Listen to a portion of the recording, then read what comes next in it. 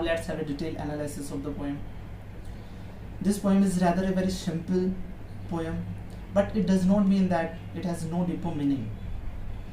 There is definitely a deeper meaning which can be found by having a deeper reading and understanding of the poem. But for this poem is a Petrarchan sonnet, which consists of an 8-line stanza called the octave part and the 6-line stanza called the sestet. First we take up octave part of the poem. I am going to recite the octave part, listen it attentively. So the world is too much, octave part. The world is too much with us, late and soon, getting and spending, we lay waste our powers, little we see in nature that is ours. We have given our hearts away, a sordid bone, this sea that bears her bosom to the moon, the winds that will be howling at all hours, and are upgathered now like sleeping flowers. For this, for everything, we are out of tune, it moves us not. So, take up the detailed analysis, detailed explanation of this poem. The world is too much with us, late and soon, getting and spending, we lay waste our powers. In the beginning of the poem, William Wordsworth illustrates the human nature. We talk about the human nature, how the past and present contributed to evolution of humans. The world is too much with us means we feel too occupied in worldly activities or worldly affairs. Here the phrase late and soon. Here the phrase late and soon could mean sooner or later, or it could mean we have done this recently or in the past and will be doing this in future. It means all the time we feel too occupied in the worldly affairs. The poet wants to say that our fixation on materialism has been a problem in the past and will continue to be so in future. The very next line is getting and spending. Getting means earning money, and spending means spending the earned money on worldly affairs. Earning money and spending have become the chief concerns of our lives. Here Wordsworth is very upset in the beginning itself because it's a complaint of the poet to his contemporary society, to the people of his age who are engaged in the worldly affairs. So William Wordsworth is very upset in the beginning itself with the contemporary society and condemns the excessive interest of people in money. Money today rules and governs us. Lay waste our powers. Lay waste our powers means waste our spiritual power in search of material gains. Power means you can say our ability to see, to feel, to sense, to be and imagine and even appreciate. William Wordsworth was deeply pained to say that his contemporaries were wasting all their powers and time in earning money only. They had great powers of spiritual evolution and development of the soul, but they wasted all their power in amazing wealth and spending it in wasteful pleasures. The poet feels that it is of no use, as this will make our sense of beauty to starve and die. The poet feels that sense of beauty is a part of our higher nature and it should be fully developed. The next line are, little we see in nature that is ours. We have given our hearts away, is sordid boon. Here, little we see in nature that is ours means we have become blind to the superior influences of nature and are engaged in exploiting her resources only for our material gains. Here the word little presents the negative sense, means non-existence, na ke barabar. It means that we paid very little, very less attention to the beauty of nature. Nature belongs to us. That is ours means nature belongs to us, belongs to everyone.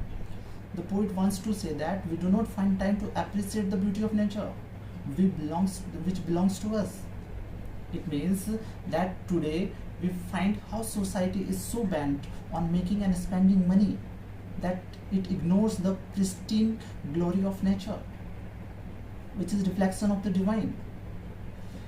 People become absorbed in materialism and distancing themselves from nature, and by doing so they are destroying themselves with consumerism. The next lines are, we have given our hearts away a sordid boon. Here sordid boon means mean bargain, very mean bargain. It is for material wealth.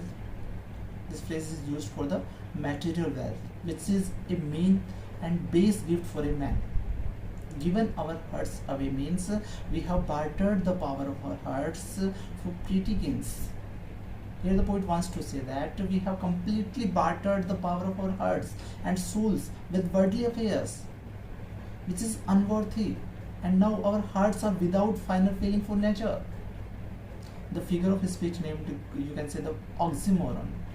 Later on in this lecture we will discuss the figure of speech used in these poems. Then we will see. So oxymoron is used in sordid poem. Okay.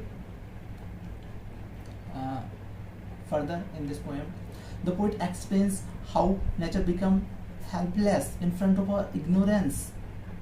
The poet portrays the greatness as well as helplessness of nature in front of human greed for a materialistic life, as we can see this in the upcoming lines of the poem.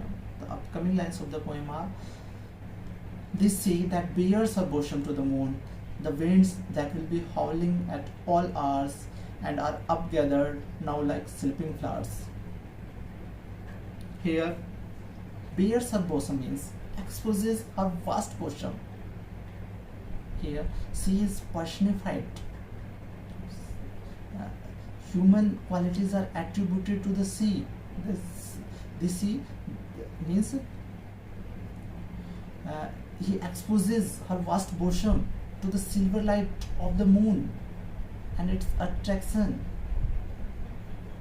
The wind that will be howling. Howling means roaring sounds, that makes the roaring sounds, the horrible sounds.